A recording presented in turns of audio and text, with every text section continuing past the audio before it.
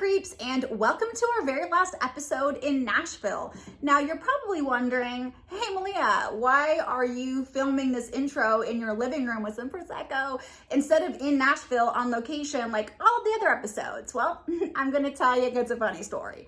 So the last day I was in Nashville, I went to Andrew Jackson's Hermitage, and obviously there is so much to capture, especially because I don't really like Andrew Jackson. He's a really dicey character in my opinion, so I'm like, I'm gonna expose this motherfucker.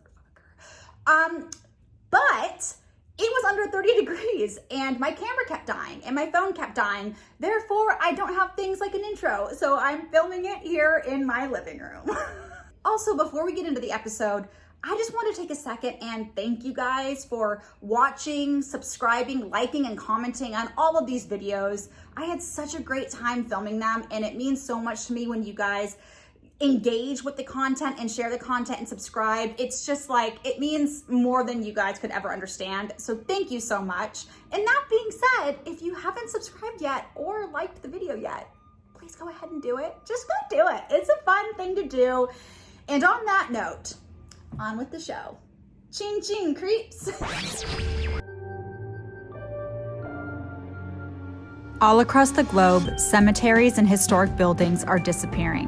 The histories and names of those buried there and who lived there are in threat of being lost forever. I am on a mission to tell their stories.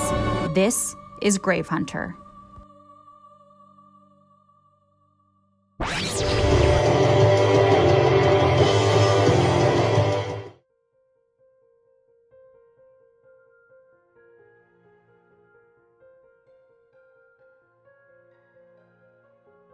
Welcome to the Hermitage, the family home and plantation of our nation's 7th president, Andrew Jackson. Construction of the Hermitage as we know it began in 1819.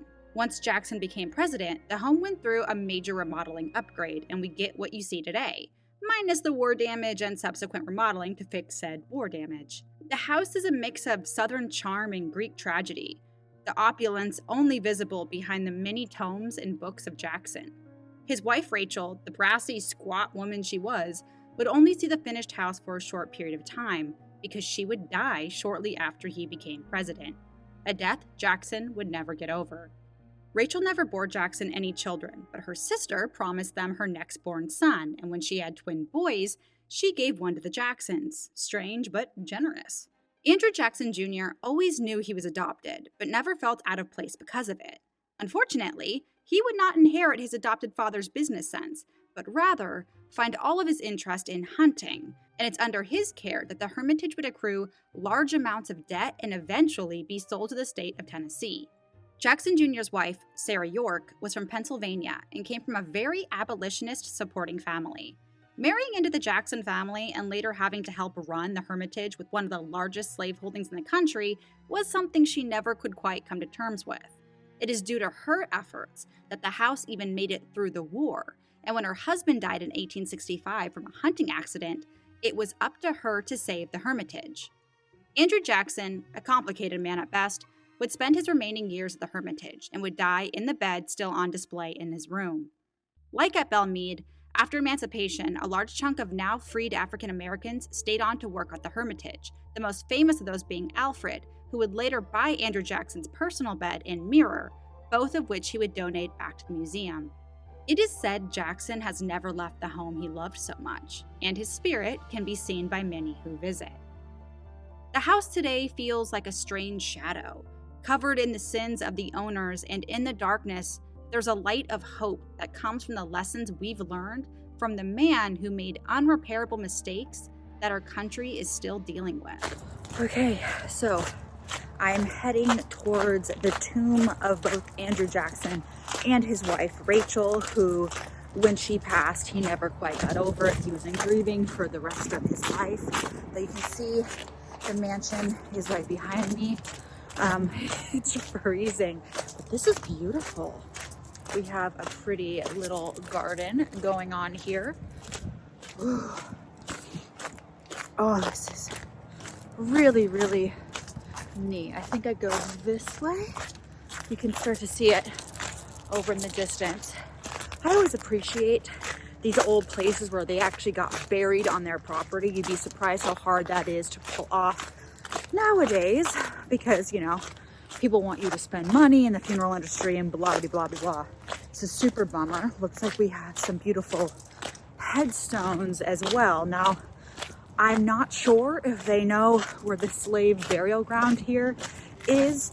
I'm assuming not. They have recently just kind of discovered it in Monticello because they never kept records of where they buried their slaves, which is tragic. But we have arrived. We also have these really beautiful headstones here. This is a very small family plot, it looks like. Oh, okay, we have the Jackson family cemetery. So you have Stacey Lawrence Wynn, Annie Laurie Lawrence. While the Lawrences basically says Andrew Jackson's strong sense of family extended beyond those embraced during his lifetime. If I remember correctly, he had no biological children of his own, but did have an adopted son who I believe was Native American. I think I'll have to fact check that. I'm sure I'll learn in the mansion. I'm about to go on the tour. But this is just really, really beautiful. And then, of course, we have Andrew Jackson. Down here it says, Andrew Jackson, born March 15th, 1767, died June 8th, 1845, Grand Master of Tennessee, President of the United States. Of course, he was a Freemason. Everybody's a Freemason. If you're familiar with National Treasure, you can make your own assumptions on what all of that means. Nicolas Cage. But here it is. Here is the monument grave tomb of both Andrew Jackson and his wife, Rachel. Really, really pretty. It's also freezing rain right now. I'm not kidding. It's less than 32 degrees. So it might start snowing, which would be awesome. So down here, you actually have the grave of Andrew Jackson's favorite servant. So there is one slave that is marked. I got to tell you guys, Andrew Jackson is a very, very, very confusing historical figure to me. So, I mean, you know, it's very easy, and I definitely feel this way, just be like, I can't stand the guy. He had over 150 slaves. He was in charge of the Indian Removal Act, which was his first legislative action as president. And basically, it's so frustrating because there's no actual recorded evidence besides like the racist tendencies at the time if he had any kind of personal animosity towards Native Americans. It was just purely like, we want the land, there's gold, we want to expand the country, and we need to make sure you're not going to have British sympathies when we wage war on England, basically. Like, we don't want you siding with them and then us losing the ground that we've gotten. But here's what's really freaking confusing. He is kind of known to have been somewhat kind to his enslaved people. In fact, he paid like a lot of money to buy one of his slaves' wife from another slave owner to keep them together. And he also, this is the guy that is in charge of the Native American or the Indian Removal Act and had some of the worst fighting for the Creek battles, absolutely brutal. But he ends up fostering 3 different Native American boys, one who he like raised and was going to put into West Point, and then that just never panned out, and then he died of tuberculosis. But the point is, he's very confusing, and you have to wonder, like, what did he think about when he got into bed at night? Like, was he just this horrible racist asshole? And he owned slaves, yet he did nullify the secession wants of the South because he was all about pro-union. So you have this very complicated man who was a racist, who was a slave owner, who did horrendous things, but also was the first guy that did the first public address to the people. Like, he is the one that made inaugurations for the public.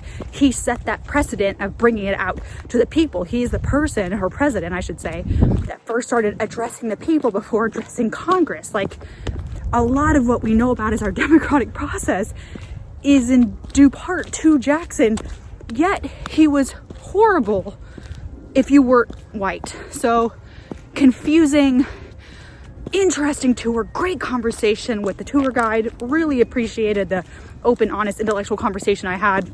It's so great right now, guys. If you go out to museums right now, there's nobody here, and it's a really, really cold day. I can't even feel my hands. So tours are very small, which means they're longer, which means you get to have great conversations, which is great for people like me who loves having conversations with tour guides and learning as much as I can, especially about time periods and presidents that I don't know much about. I know a lot about the English monarchy. I know very little about our own presidency. So really, really cool. And as you can see behind me, I'm doing a long walk. Way back there is the actual Hermitage mansion. I think over there is the original log cabin that they lived in for 15 years. And I will walk over there after, but you know, I'm here, I'm freezing, but I want to see as much as possible. And then I'm gonna go have some wine.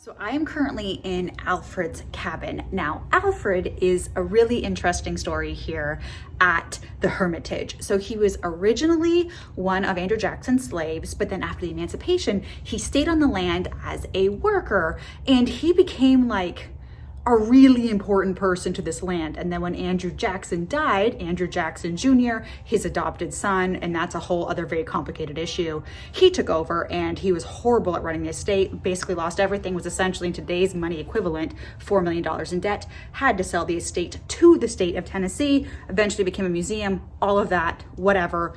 Alfred stayed here, and Alfred was the first tour guide here at the museum when it opened as a museum. So talk about an incredible turn of events. You were brought here as a slave, lived your life, then worked here for pay, became important, and then you're giving tours of the former plantation. Absolutely incredible. And he is also the guy that is buried next to Andrew Jackson over in the Andrew Jackson family cemetery. So very important figure to the Hermitage. I also learned a really fascinating bit about Nashville grave history from the tour guide, because again, we had a very long conversation. So she was talking about one of the Native American children that they fostered, and she said that nobody knows where he's buried. Now, the going theory, because he was living in downtown Nashville at the time, was that he was buried in the old Nashville City Cemetery, which I didn't know existed. So the old Nashville City Cemetery, which I visited, what I thought was the Nashville City Cemetery, which it is, but apparently it's the new one. The original is underneath what is now the Nissan Arena. And 3 weeks before they were finished completing the construction of the arena, they found a bunch of bones. And instead of exhuming them and moving to the new cemetery, they just kept on building and left them there. So if you go to Nissan Arena, just know you are on an active graveyard.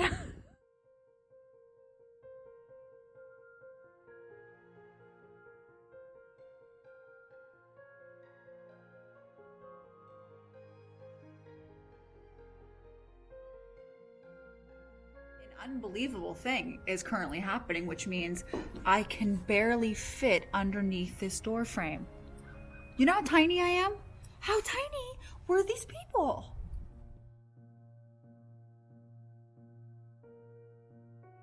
So this was the original Hermitage. It was originally a 3-story farmhouse, and when the Hermitage proper, the 2.0 that's behind us back over wherever, when that was built, he tore down the top 2 levels and turned it into slave housing of 1 level. So kind of a bitch. So I am currently walking the Field Quarter Trail, which is the trail that's going to take us past where at least 80 enslaved people once lived. It's down here right next to this beautiful spring. Apparently there are 2 that flow through this area, which is right back there. That is the spring house where they would have gotten water and also potentially stored things to keep cold, kind of like an ice house. Got a cute little bridge here, so we'll see what we see.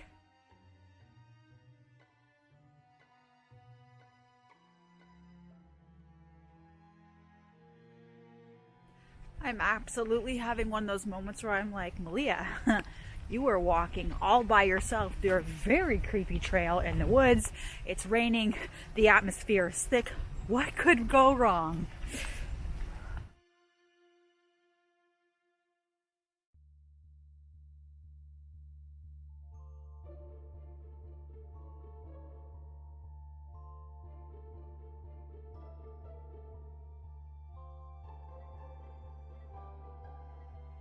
So one of my favorite things that I have found on this trail so far is it's talking about how this spring was called the Muddy Waters back in Andrew Jackson's time, and how a majority of the Africans that were brought here were Bakongo. And it was said that the spring to the Bakongo represents a barrier between life and death. Basically, they can use the spring to commune with their ancestors. So there's this very symbolic representation of the spring from like the class system divide and the living and the dead. So this not only provided water for their community, but also possibly a very strong spiritual place.